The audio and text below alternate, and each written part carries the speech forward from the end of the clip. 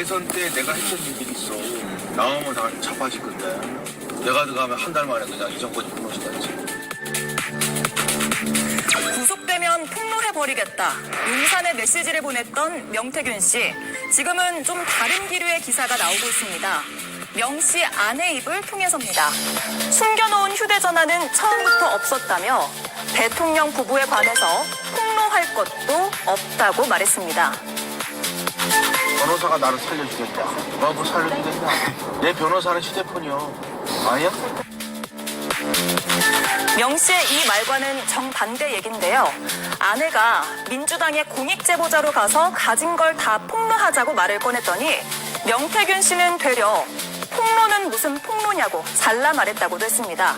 그러면서 아내는 이준석 의원과 김종인 위원장을 원망한다고 말했습니다.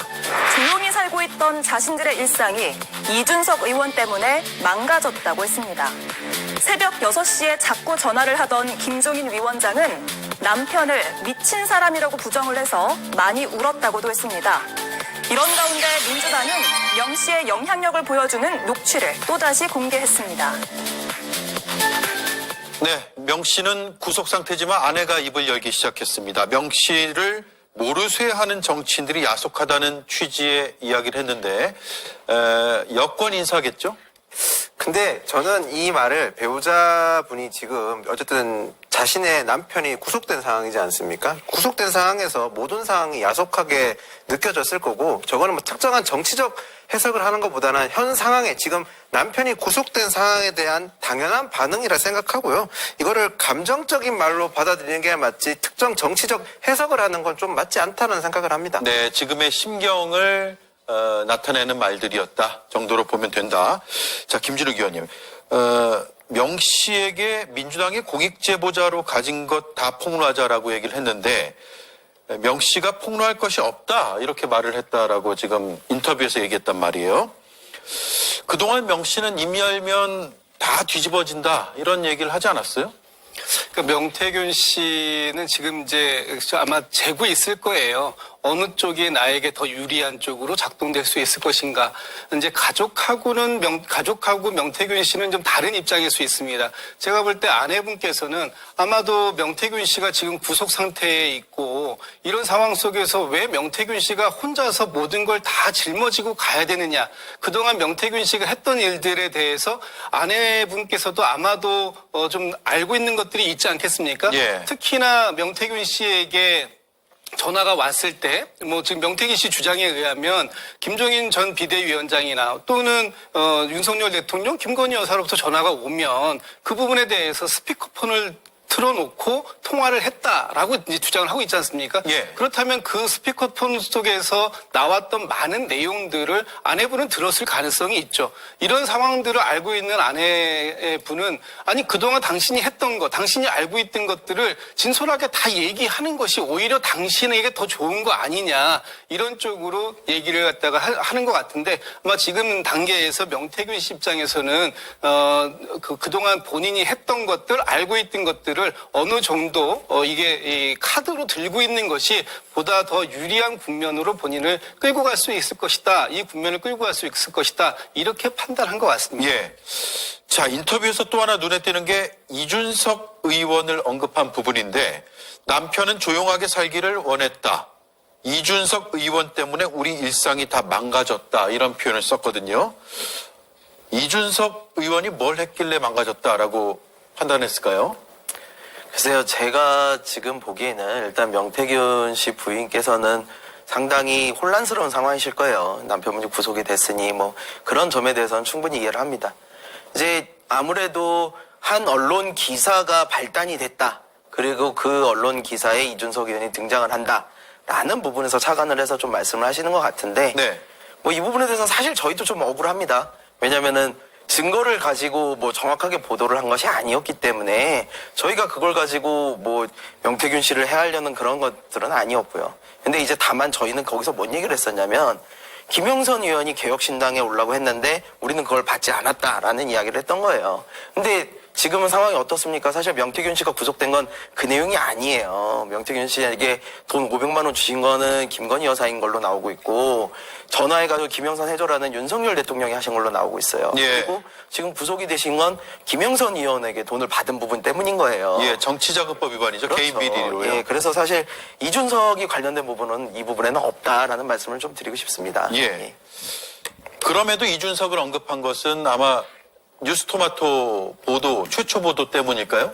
예, 아무래도 그런 부분이 있을 것 같아요. 그래서 이게 감춰져 있던 것이 튀어나오는 바람에 자기들이 그렇게 됐다. 뭐 이런 부분이신 것 같은데, 뭐 개인적인 입장에서는 안타까운 부분이 있습니다만, 죄가 있다면 처벌받는 건 당연합니다. 네. 한가선 의원님. 네. 명 씨의 아내는 왜 이 시점에 입을 열었을까요? 뭐 절박하기 때문에 누구라도 지금 탓을 하고 싶은 상황일 것 같습니다. 뭐 부인의 입장에서는 당연히 어느 날 날벼락 같은 일이 벌어진 것일 테니까 예. 황당할 테지만 국민들의 입장에서는 사실 이게 전혀 안타까워할 수가 없는 거거든요. 왜냐하면 명태균 씨의 부인이 얘기하는 우리의 평온한 일상이 다 망가졌다에서의 평온한 일상이 뭘까요? 의미를 생각해 보면요. 미공표 또는 공표 여론조사로 정치 설계를 해주고 그걸 통해서 정정당당한 돈을 받든 뒷돈을 받든 해왔잖아요.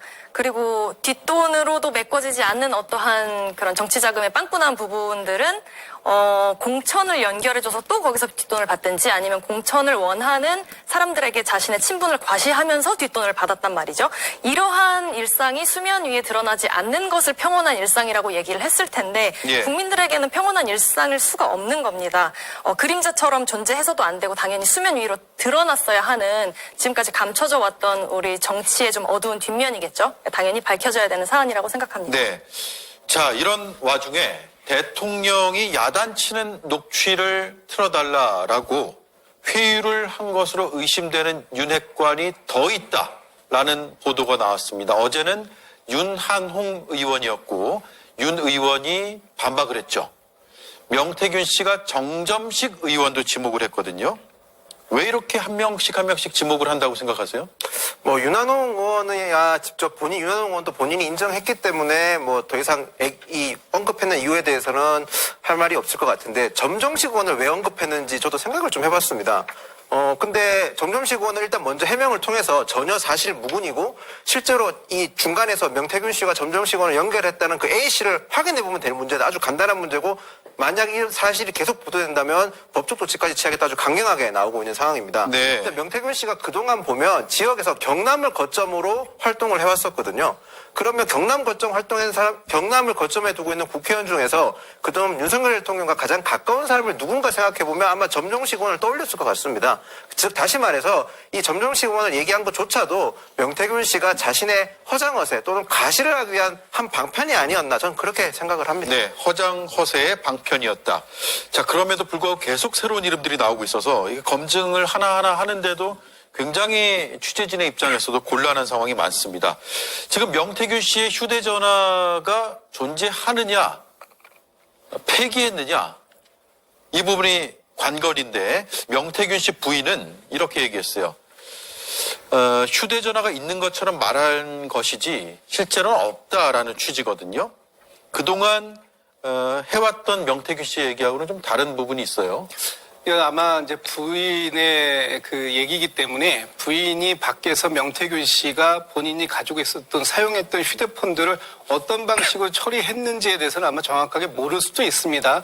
지금 명태균 씨가 그동안 얘기했던 것 중에 나의 변호사는 내 휴대전화다 이렇게 얘기한 부분이 있잖아요. 네. 그 얘기는 명태균 씨에게 있어서 본인을 구명할 수 있는 가장 확실한 증거 이런 것들이 휴대전화 속에 있는 것들일 텐데 이것을 과연 명태균 씨가 그러면 다 폐기를 했겠느냐. 네. 그렇지 않다라는 것이 지금 나오고 있지 않습니까? 이번에도 검찰이 지금 조사하다 보니까 포렌식 해보니까 일부 살아있는 것들이 많이 또 나왔고요. 또 명태균 씨가 휴대폰뿐만 아니라 PC와도 연동해서 사용했던 것들도 있고 그런 자료들이 지금 많이 있다라는 것이고 지금 검찰에서도 한 3대 중에서 한두 대는 뭐 폐기했을 수도 있지만 예. 또 그 중에서 대선 기간 중에 사용했던 휴대전화는 여전히 살아있는 것으로 보고 그 행방을 쫓고 있다 이런 기사도 나오고 있어요. 네. 그렇다면 명태균 씨가 본인이 얘기하는 것처럼 뭐 무덤에다 묻었고 불을 질렀고 이런 것들은 그냥 본인이 갖고 있지 않다라는 어떤 그런 부분들을 좀 설명한 부분이었는데 그렇지 않을 것이다. 어딘가에 지금 누군가에게는 맡겨뒀던지 간에 잘 가지고 있다, 보관하고 있다 하는 것이 아마도 상식적이지 않을까 싶습니다. 예. 그게 저희가 취재한 내용과도 일맥상통하는 부분이거든요. 어제 JTBC 뉴스룸에서 보도된 내용인데 검찰 조사에서는 대리점에 줬다. 대선 시기 때 사용했던 두 번째 전화인가요? 줬다라고 했는데 JTBC의 보도에 따르면 명 씨의 휴대폰이 아직 남아 있는 것으로 검찰은 파악하고 그 위치를 추적하고 있다라는 내용입니다. 일단 휴대전화와 관련된 부분 명태균 씨의 그동안의 발언들을 모아봤고요. 일단 들어본 뒤에 이야기를 나누겠습니다. 변호사가 나를 살려주겠냐? 누가 뭐 살려주겠냐? 내 변호사는 휴대폰이요. 아니야? 아침에는 전화 오고 제주대 오후에 이런데 문자. 뭐 허위 사실 유포라고 그러면 가서 편하게 역을 보고 그런 거. 그냥 오늘 다 불질러버리고 다 끝내버릴 거예요. 휴대전화 세대를 그냥 버린 게 아니고요. 원래 안 쓰던 전화기였고요. 그 다음에 패턴이 열리지 않아요. 그래서 필요가 없다. 그래서 저희가 갖다 버린 거예요. 자, 제가 다시 한번 정리해 드릴게요. 지난 10월 6일 내 변호사는 휴대폰이다. 10월 14일 8일 뒤입니다. 허위사실 유포라고 그러고 통화 내역 뽑아보면 되는 거고 그리고 전화가 오고 문자 카톡이 있다라는 취지의 이야기를 했고요. 10월 31일 한 보름쯤 지난 뒤에는 전화기를 불질러버리고 다 끝내버릴 것이다. 이런 얘기를 했고요. 그리고 창원지검 조사 뒤 이달입니다. 지난 9일 휴대전화 세대를 그냥 버린 게 아니고 원래 안 쓰던 전화기였다. 그래서 필요가 없다. 저희가 갖다 버린 것이다. 이렇게 이야기를 했는데 검찰에서도 아마 진술이 좀 오락가락했을 가능성이 있고 그래서 검찰은 대리점에 줬다는 그 휴대전화가 살아있는 것으로 보고 어디에 있는지 파악 중이다라는 게 어제 뉴스룸의 보도 내용이었습니다. 김성열 의원님. 네. 우리가 뭐 수사기관이 아니기 때문에 추리를 할 수도 없겠지만 그래도 궁금합니다. 어디 있을까요? 글쎄요, 제가 명태균 씨 입장이면 정말 찾기 어려운 곳에 숨기지 않았을까라는 생각을 합니다. 왜냐면 사실 명태균 씨 입장에서는 지금 휴대폰만이 살 길이에요. 앞서 자신이 말씀하신 것처럼 휴대폰이 곧 변호사. 그러니까 자기를 변호하겠다는 사람들이 뭐 의뢰인 내팽개 치고 자기 사감으로만 해서 자기 정치하는 이런 변호사보다는 휴대폰이 훨씬 더 도움이 될 거거든요. 예. 그래서 이 휴대폰이야말로 내 명줄이다 생각을 할 텐데 지금 명태균 씨 구속은 되어 있지만요. 아직 재판이 이루어진 것도 아니고 구형이 나온 것도 아니에요. 그러다 보니까 검찰이 이 사람에 대해서 어느 정도로 구형을 때리느냐 이 부분은 사실 검찰이 하기 나름이거든요. 예. 그러니까 이 휴대폰을 갖고 있느냐 안 갖고 있느냐가 명 씨에게는 굉장히 서로 다른 느낌이 들 겁니다. 그래서 명 씨는 제가 명 씨라면 정말 휴대폰 절대 못 찾는 곳에 좀 숨겨놓지 않았을까. 절대 못 찾는 곳이요. 자, 더 궁금해지네요. 한가선 의원님요? 명태균 씨는 자기가 정치 설계를 잘 하던 사람이라고 과시를 하던 사람이잖아요. 네. 본인이 살궁리를 당연히 설계를 하려고 노력을 했을 것 같습니다. 그러니까 아무 생각 없이 정말 이런 녹취 정황이 다 들어있는 핸드폰을 갖다 버리거나 하지는 않았을 거라고 쉽게 추측을 할 수 있고요. 제가 조금 독특하게 보는 문장은 이 지난 9일에 이야기를 했던 문장 중에 뭐 그냥 버린 게 아니고 안 쓰던 전화기였고요. 어쩌고저쩌고. 그래서 필요가 없다. 그래서 저희가 갖다 버린 거예요. 그래서 저희가 누굴까요? 아, 이거를 주어가 저희다. 굉장히 생각해볼 만한 지점이라고 생각합니다. 제가 아니라 저희다. 네. 그러니까 여러 명이니까 나 아닌 누군가가 포함된 네. 사람이 갖다 설계를 버린 했을 것이다. 수도 있다라고 예. 생각합니다. 그리고 저는 검찰에서 이 휴대전화의 존재를 파악을 했고 살아있다고 파악을 했고 이걸 찾고 있다는 게 어떤 의미인지 이 부분도 궁금하더라고요. 그래서 어떤 생각이신지들 좀 들어보고 싶은데 검찰에서 이 휴대전화는 살아있고 찾아야 된다라고 하는 게 철저한 수사를 위해서 찾아야 된다라고 생각하는 것이 선이겠죠. 하지만 혹시라도 마지막 남아있는 유력한 증거들이 검찰로 넘어가면서 이 세간에는 진실을 규명할 기회가 사라질 수도 있다는 우려도 분명히 있어요. 너무 음모론일까요?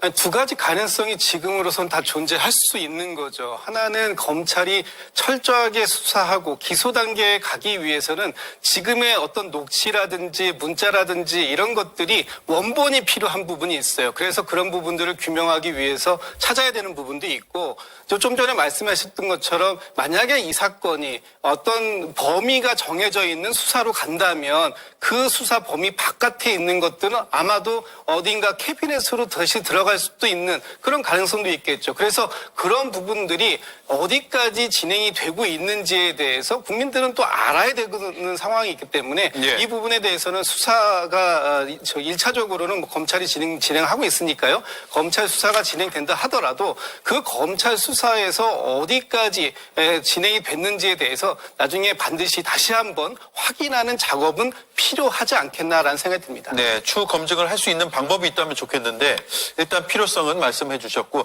그래도 검찰 수사를 믿어야겠죠? 저는 당연하고 생각하고 검찰이 이렇게 전 적극적으로 한다고 봅니다. 이유는 일단 국민적 관심이 굉장히 높은 수사지 않습니까? 그렇기 때문에 검찰은 최선을 다해서 수사를 할 수밖에 없는 상황이라고 생각합니다. 거기다가 이 핸드폰 확보가 마치 공정한 수사의 기준점이 돼버렸지 않습니까? 그러니 검찰 입장에서는 무조건 찾아야 되는 입장이라고 저는 생각을 합니다. 거기다가 지금 이 녹취록 나오는 게 누구한테 갖고 있냐면 민주당이 가지고 있지 않습니까? 네. 검찰 입장에서는 민주당이 가지고 있는 증거조차 확보하지 못한 상태에서 기소를 한다든지 수사를 한다면 그 타당성이 떨어지기 때문에 그 누구보다 열심히 진정성을 가지고 찾을 거라 생각을 합니다. 거기다 덧붙여서 말하자면 이 사건이 빨리 밝혀지길 바라는 건 저희 모두가 같은 심정이지 않습니까? 그렇다면 전 민주당이 가지고 있는 녹취록을 검찰에 제출하는 방향, 전문 전체를 제출하는 방향을 한번 강구해 줬으면 좋겠습니다. 오히려 민주당이 제출하는 방법도 있다.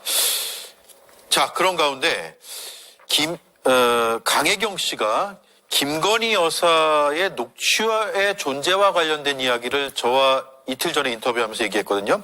여론조사 비용을 돈을 좀 챙겨주겠다라는 식의 김건희 여사가 명태균 씨한테 한 말이 있고 그 말이 담긴 녹취가 존재할 것이다. 근데 그 존재는 제3자에게 그 파일을 혹은 그 내용을 주고 구속됐을 가능성이 있다고 본인은 생각한다. 라고 가장 곁에서 명태균 씨를 봤던 강혜경 씨가 인터뷰에서 얘기를 했습니다. 그리고 검찰 수사 의지에 대해서도 얘기를 했는데요. 이렇게 답을 했습니다.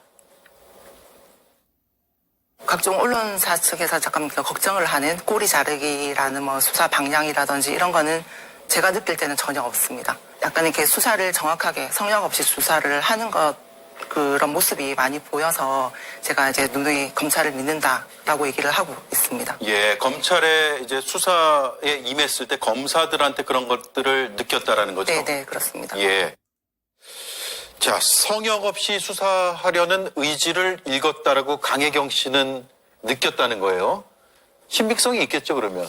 일단 강혜경 씨가 그 본인이 이 부분에 대해서 국회에 나와서 증언까지 하면서 신뢰도를 높여놨지 않습니까? 그렇기 때문에 아마 강혜경 씨가 느끼는 어떤 감도 같은 게 아마 제일 정확할 수 있다. 지금 현재로서는. 네. 그리고 강혜경 씨가 이미 검찰에 상당히 많은 자료를 다 제출했다고 합니다. 특히 뭐 녹취와 관련돼서도 본인이 가지고 있는 수많은 한 4천여 개 정도의 자료를 제출했다고 하지 않습니까? 거기에는 녹취도 있고요, 문자도 있고 또 많은 각종 회계 장부라든가 이런 모든 것들이 다 포함돼서 넘어가 있기 때문에 아마도 검찰이 어느 정도에서 가이드라인을 치고 수사를 하기는 굉장히 힘들 거예요. 네. 왜냐하면 지금 강혜경 씨처럼 저렇게 본인이 증언한 사람이 이렇게 밖에 나와서 많은 인터뷰도 하고 내가 무엇을 가지고 갖다 줬고 어디까지 얘기를 했다라는 것들이 나와 있기 때문에 그런 부분들을 아마 덮는 것으로 가기엔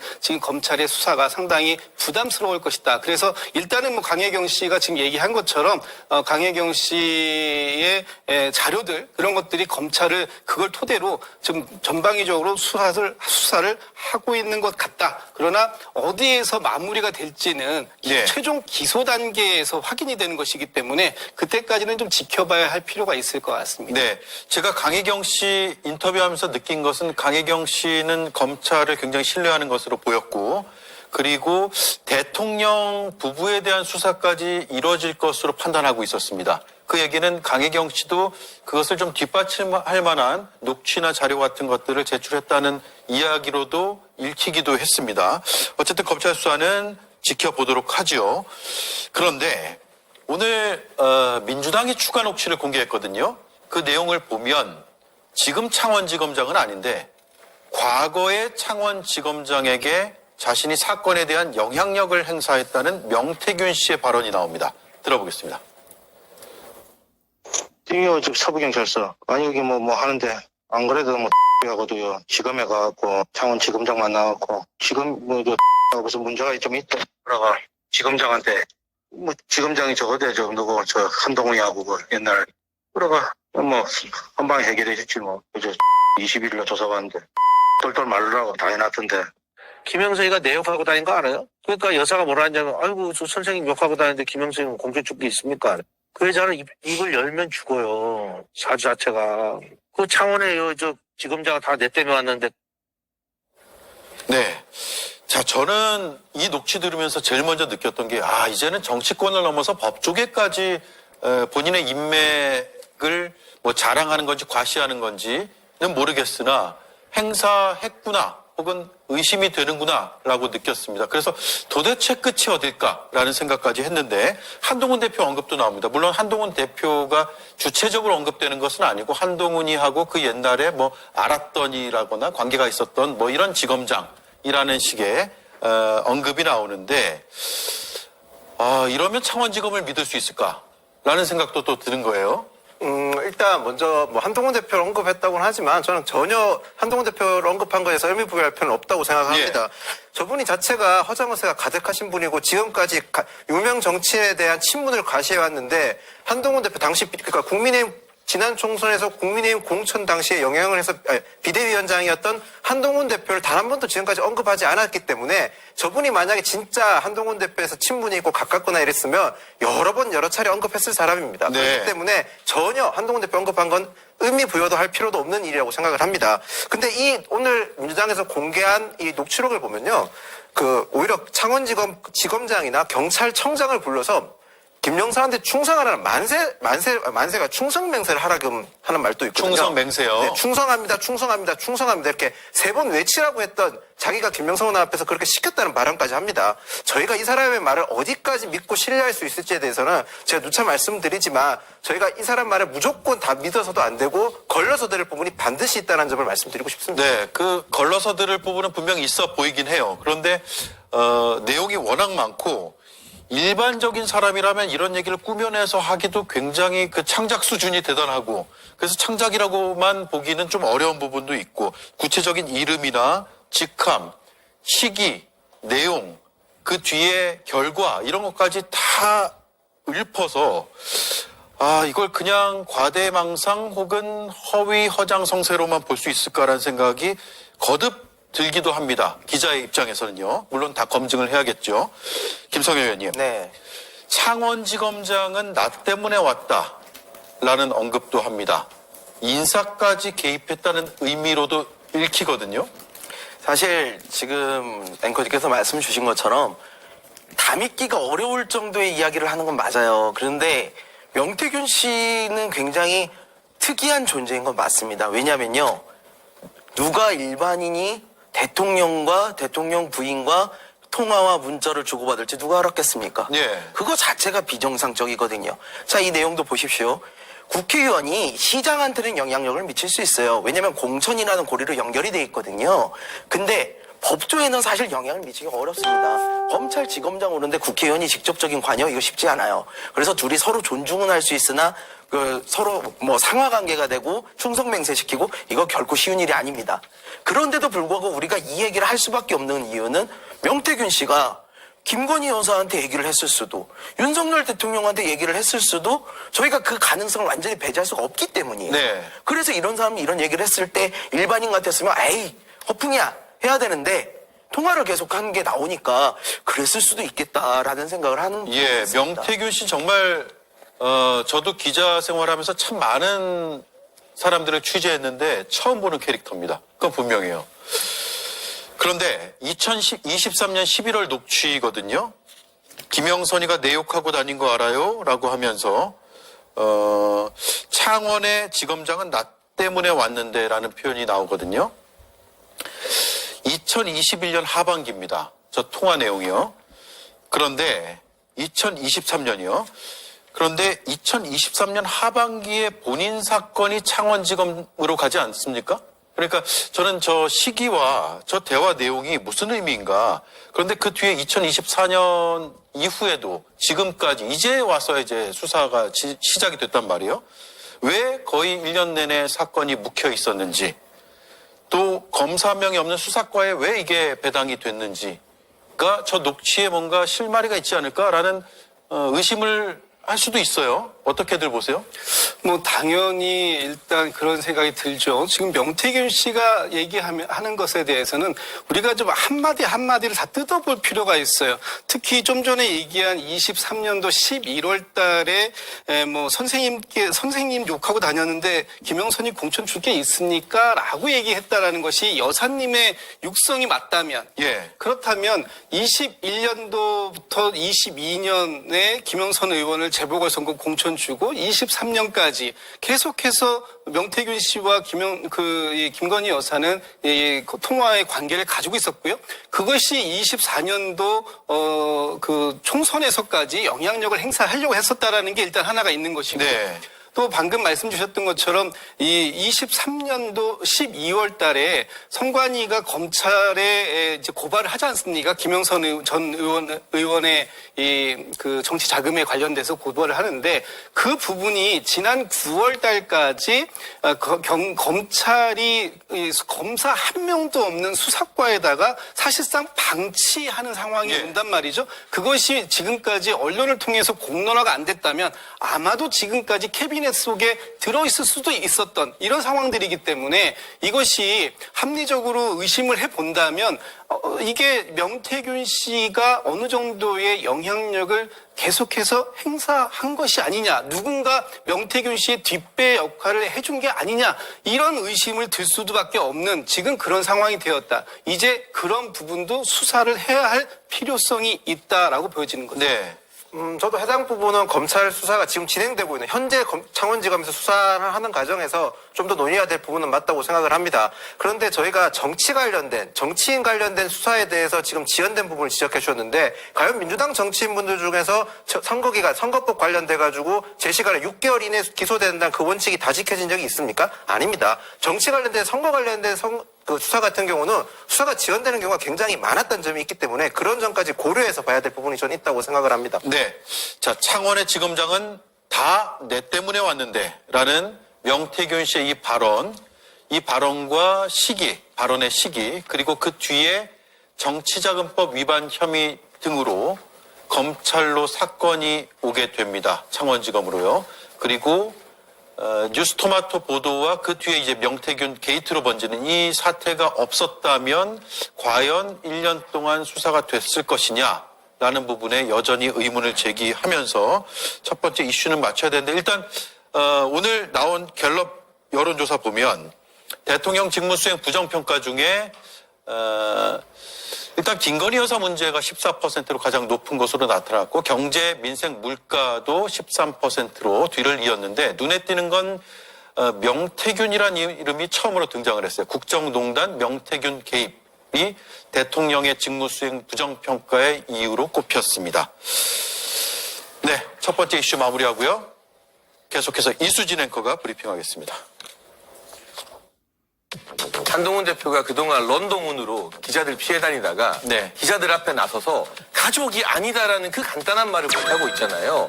그 인물이 꽃바구니 운동을 주도했다면 이건 상당히 뭐랄까요, 좀 비겁하고 비열한 행동이죠. 런동훈이라고 부르고 꽃보내기 운동까지 가족이 주도했다고 주장을 합니다. 당원 게시판 여론조작 의혹에 계속 불을 지피고 있는 건데요. 친윤 인사들도 한동훈 대표가 빨리 해결을 하라며 압박을 가하고 있습니다. 자중질환에 빠지지 않도록 대표님께서 리더십을 발휘해 주시면 될 문제다. 제후의 용산 소환이 있다는 추측이 꾸준히 나오고 있는 가운데 한동훈 대표가 이 프레임을 전환하기 위해서 어떤 묘수를 생각해낼지가 주목됩니다.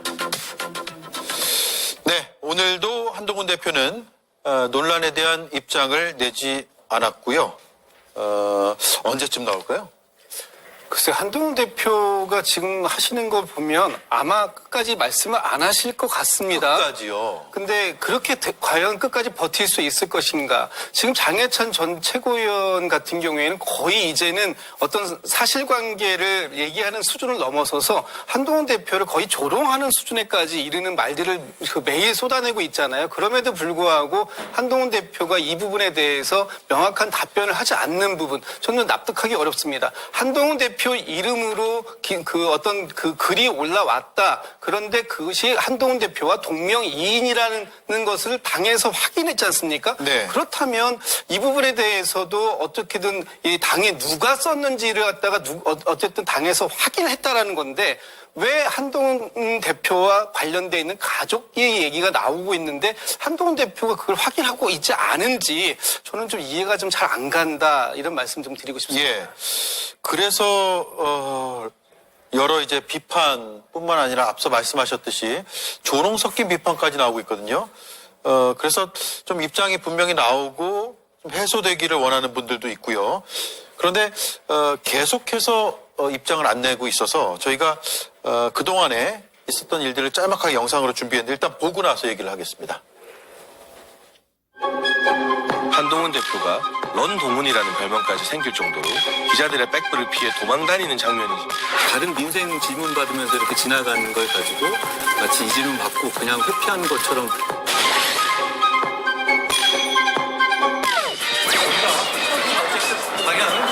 민생 중심 정치하겠다고.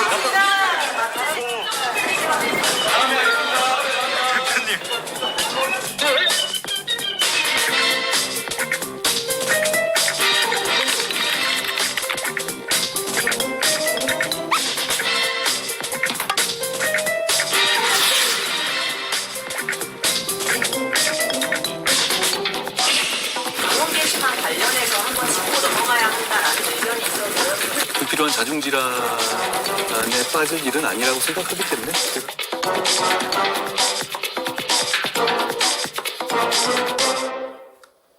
네, 곧바로 김윤영 국민의힘 위원 부대변인 이야기를 들어야겠네요. 네, 일단 런동훈이라는 말하는 자체가 말이 안 맞는 게 가시면서 얘기를 다 하셨고 질문에 받으셨고 그다음 일정이 있어서 가신 건데 저건 일정 때문에 뛴 것이다. 그렇게 조롱 섞인 말 하시는 거 저렇게 말하는 것 자체가 저는 적절하지 않다고 봅니다. 예. 그리고 지금 한동훈 대표께서 왜 현안에서 얘기를 하지 않느냐고 하는데요. 저는 그게 무소속인 장해찬 씨와 국민의힘 당대표 한동훈 대표의 시각의 차이라고 저는 생각을 합니다. 네. 지금 국민의힘은 모처럼 만에 국민의힘의 정책의 목소리를 낼 수 있는 기회를 받았습니다. 근데 그것이 오롯이 저희가 잘해서 그런 게 아니지 않습니까?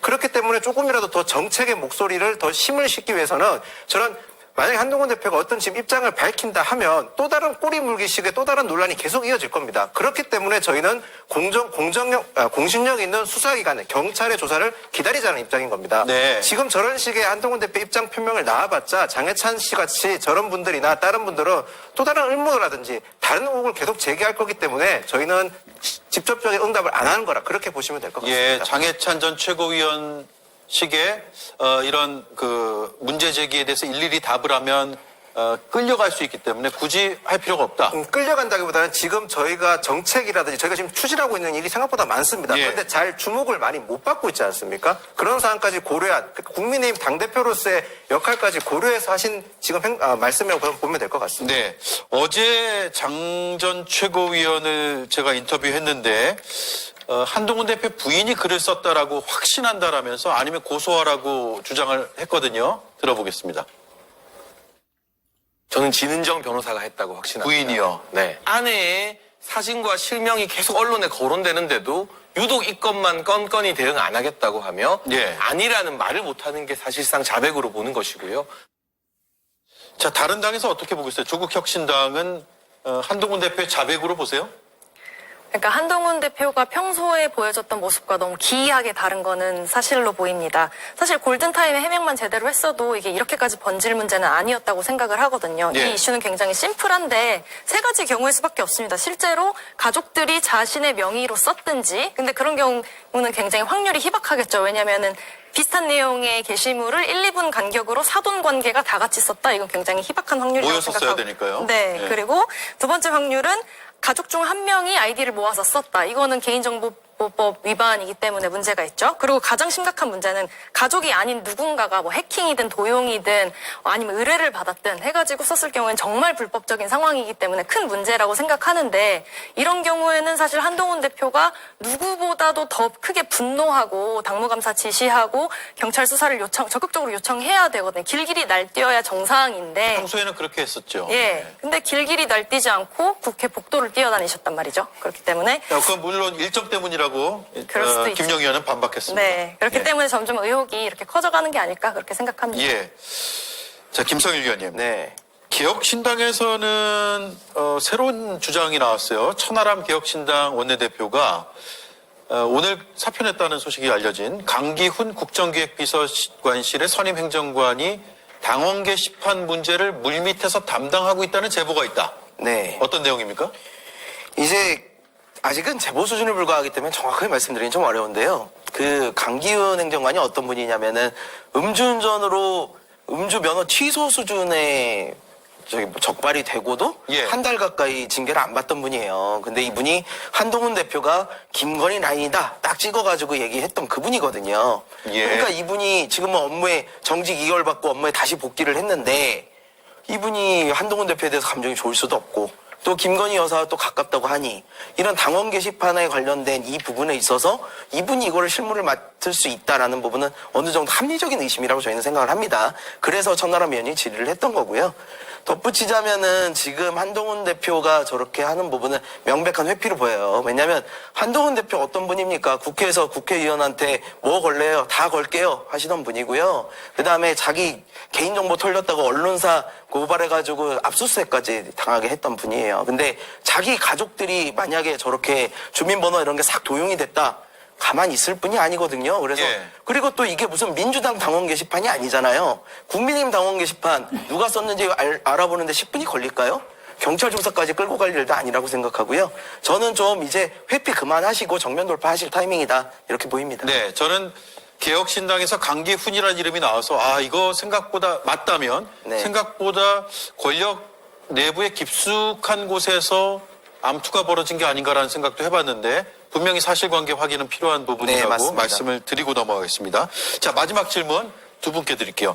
11월 28일 이후에 터질 게 터질 것이다라는 얘기가 나옵니다. 왜냐하면 28일에 김건희 특검법 재표 결이 예상이 되는데, 그때까지는 단일 대우가 흐트러지면 안 되니까 이른바 반란표, 이탈표가 나오는 것을 막았다가 잘 재표 결이 끝나고 나면 그때부터는 친윤계가 친한계 넘어서 한동훈 대표에 대한 공격을 시작할 것이다라는 이야기가 스멀스멀 올라오고 있습니다. 그 가능성 어떻게 보세요?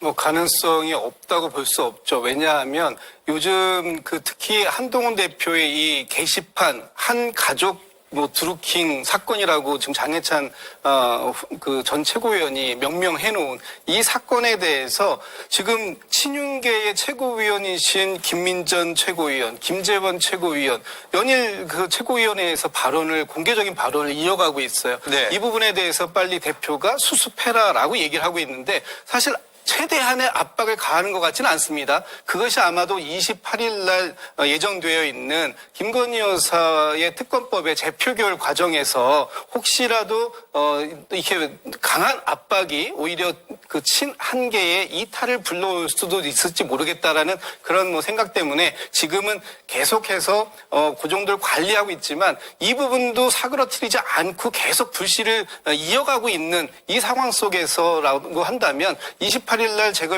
재표결에서 부결되고 난 이후에는 아마도 그 친윤계에서 이 부분에 대해서 한동훈 대표를 전면적으로 공격하고 나설 가능성이 있다. 그런 부분들까지 염두에 두고 지켜봐야 될 것 같습니다. 네.